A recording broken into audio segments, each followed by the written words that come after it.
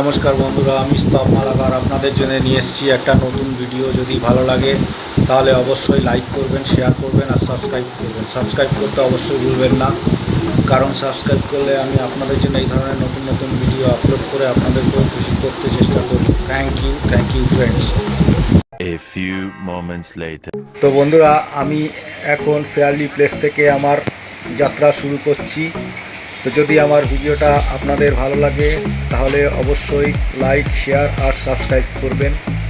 আমার অপোজিটে যে বিল্ডিংটা দেখা যাচ্ছে ওটা হচ্ছে রাইটার্স বিল্ডিং।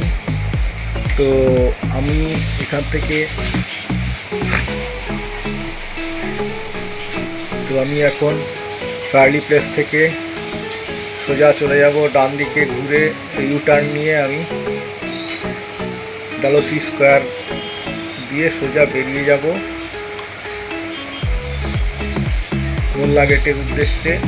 তো যেতে যেতে আমি আপনাদেরকে সমস্ত রাস্তাঘাটের দৃশ্য দেখিয়ে দেবো। আমার বাঁ পাশে রয়েছে রাইটার্স বিল্ডিং আর সামনেই আমার আসছে, তো বন্ধুরা আমার রাইটার্স বিল্ডিং আমার বাঁ পাশে ফেলে আমরা সোজা এগিয়ে যাচ্ছি আর সামনে আসছে লালদিঘি, মতলব ডালহৌসি স্কোয়ার। এই লালদিঘির চারিপাশ দিয়ে যে রাস্তাগুলো স্কোয়ারভাবে ঘুরে এসেছে ওটাকেই ডালহৌসি স্কোয়ার বলছে। তো আমরা এখন ডালহৌসি স্কোয়ার থেকে যাচ্ছি আর আমাদের ডান পাশে রয়েছে রিজার্ভ ব্যাংক আর রয়েছে জিপিও। তো আর বাঁ পাশে রয়েছে আমার লালদিঘি। তো চলুন দেখতে থাকুন আমার ভিডিও আর এনজয় করতে থাকুন। যদি ভালো লাগে তাহলে অবশ্যই লাইক, শেয়ার আর সাবস্ক্রাইব করবেন। Thank you friends. Jai Hind.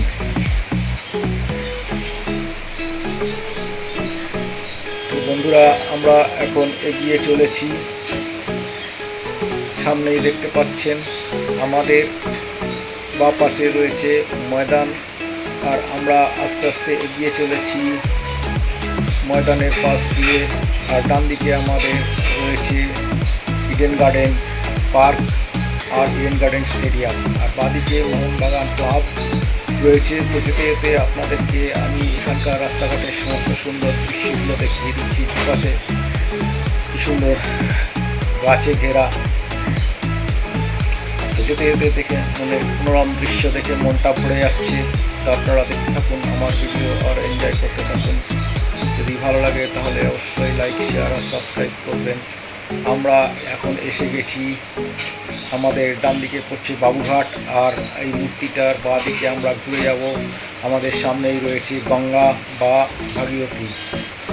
তো আমাদের ডান দিকে ভাগীরথী নদী রয়েছে।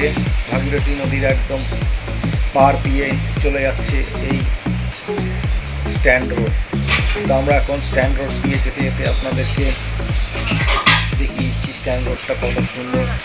আর দুপাশে অনেক গাড়ি দাঁড়িয়ে রয়েছে দেখতে পাচ্ছেন। আর ডান দিকে আমাদের রয়েছে ভাগীরথী নদী বা গঙ্গা। তো এই ভাগীরথী নদী ভগীরথ খাল কেটে নিয়ে এসেছিল বলে এর নাম হয়েছে ভাগীরথী নদী। তো গঙ্গার থেকে নিয়ে এসেছিল। তো দেখতে থাকুন আমার ভিডিও আর এনজয় করতে থাকুন। আর যদি ভালো লাগে তাহলে অবশ্যই লাইক, শেয়ার আর সাবস্ক্রাইব করবেন। আমরা সামনেই এখন এগিয়ে চলেছি, দেখতে থাকুন আমার ভিডিও আর এনজয় করতে থাকুন। আমরা এখন স্ট্যান্ড রোড দিয়ে যাচ্ছি। আমাদের ডান পাশে রয়েছে গঙ্গা নদী বা ভাগীরথী নদী যেটাই বলবেন। আর এখানে এখন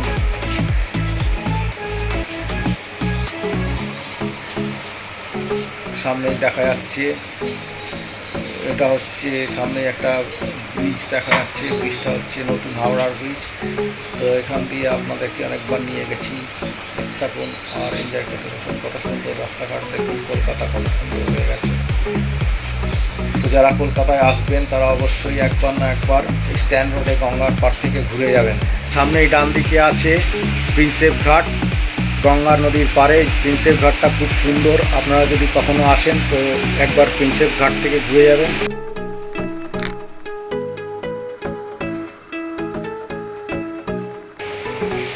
প্রিন্সেপ ঘাট সামনেই ওই যে দেখা যাচ্ছে, ওটা উপর দিয়ে চলে গেছে। ওটা হচ্ছে গিয়ে নতুন হাওড়ার ব্রিজ। আর আমাদের ডান পাশে রয়েছে যে গঙ্গা নদী। তো আমরা এখন চলে এসেছি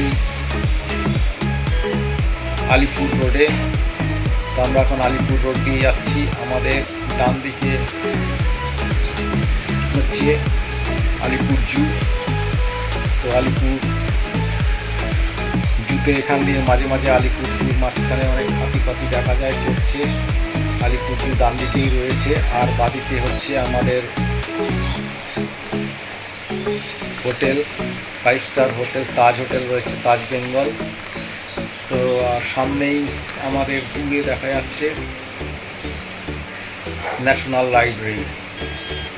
তো বাদিকে রয়েছে আলিপুর জু। আলিপুর জুর গেটটা সামনে থেকেই আপনাকে এখান থেকে ডান দিকে ঘুরে যেতে হবে, তাহলে আপনারা আলিপুর জুতে চলে যাবেন। উপর দিয়ে ওই দেখা যাচ্ছে পেডিস্টেরিয়ান ফ্লাইওভার, ওখান দিয়ে আপনাদের ঢুকতে হবে, পাশ থেকে রাস্তা পার করতে হবে। আর সামনেই দেখা যাচ্ছে ন্যাশনাল লাইব্রেরির গেট। তো আমরা ন্যাশনাল লাইব্রেরির সামনে দেখতে পেলাম। আর আমরা এখন এগিয়ে যাচ্ছি। ডান দিকে আমাদের রয়েছে আলিপুর জু আর বাদিকে রয়েছে ন্যাশনাল লাইব্রেরি। তো আমরা ন্যাশনাল লাইব্রেরি আর আলিপুর জুর মাঝখান দিয়ে আলিপুর রোড চলে গেছে। আমরা সেই আলিপুর রোড দিয়ে যাচ্ছি। দেখতে থাকুন আমার ভিডিও আর এনজয় করতে থাকুন। যদি ভালো লাগে তাহলে অবশ্যই লাইক, শেয়ার আর সাবস্ক্রাইব করবেন। আপনাদের কলকাতার সৌন্দর্য আপনাদের সামনে তুলে ধরছি। যদি আপনারা কলকাতার বাইরে থেকে আসেন তাহলে এই রাস্তাটাকে আপনারা নিশ্চয়ই অনেকবার দেখেছেন, যারা আলিপুর চিড়িয়াখানায় এসছেন ঘুরতে। তো আমরা এখান থেকে এখন ডান দিকে ঘুরে যাব। ডান দিকে যে রাস্তাটা আপনারা যাচ্ছি এটা হচ্ছে national library road. National library road দিয়ে যেতে যেতে আপনাদেরকে দেখিয়ে দিচ্ছি কত সুন্দর। আর ডান দিকেই রয়েছে আমাদের আলিপুর জু। আর বাদিকে আগিয়ে গেলেই আমরা বিড়লা রিসার্চ ইনস্টিটিউট যে হসপিটাল রয়েছে, নাম করা কলকাতার হসপিটাল বিড়লা রিসার্চ ইনস্টিটিউট। এই যে গাড়িগুলো বেরোচ্ছে ওটা বিড়লা রিসার্চ ইনস্টিটিউট থেকে বেরোচ্ছে। সামনেই অনেক জল দাঁড়িয়ে রয়েছে। এটা হচ্ছে ইকবালপুর থেকে মমিনপুর পর্যন্ত। এখানটা বর্ষা হলেই জল দাঁড়িয়ে যায়। আর নিচে রয়েছে ট্রাম লাইন। তো ট্রাম লাইনের উপর দিয়ে চলেছি, জলের মধ্যে দিয়ে। দেখতে পাচ্ছি না নিচে ট্রাম লাইন, কিন্তু যদি কোনো রকমে ট্রাম লাইনের উপরে আমার বাইকের চাকা উঠে যায় তাহলে বাইক স্লিপ করে যাবে আর পড়েও যেতে পারি, অনেক রিস্ক। যদি এই ট্রাম লাইনগুলোকে ঢেকে দেয়, ট্রাম তো চলছেই না, ট্রাম লাইনের কোথাও কোথাও ঢেকে দিয়েছে। তো ট্রাম লাইনগুলোকে ঢেকে দিলে অনেক ভালো হয় বর্ষার সময়, না হলে যে কেউ বাইকার এখানে পড়ে যেতে পারে। আমারও এই জলের মধ্যে বাইকটা স্লিপ করে গেছে, আপনারা দেখতে পাবেন। তো করতে করতে বেঁচে গেছি। এত জলের মধ্যে দিয়ে যাচ্ছি, ভিজে দিয়ে ট্রাম লাইন দেখাই যাচ্ছে না কিছু।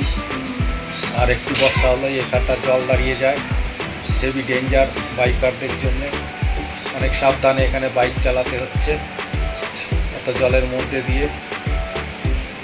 তো রিস্ক নিয়ে যাতায়াত করার মতো অবস্থা।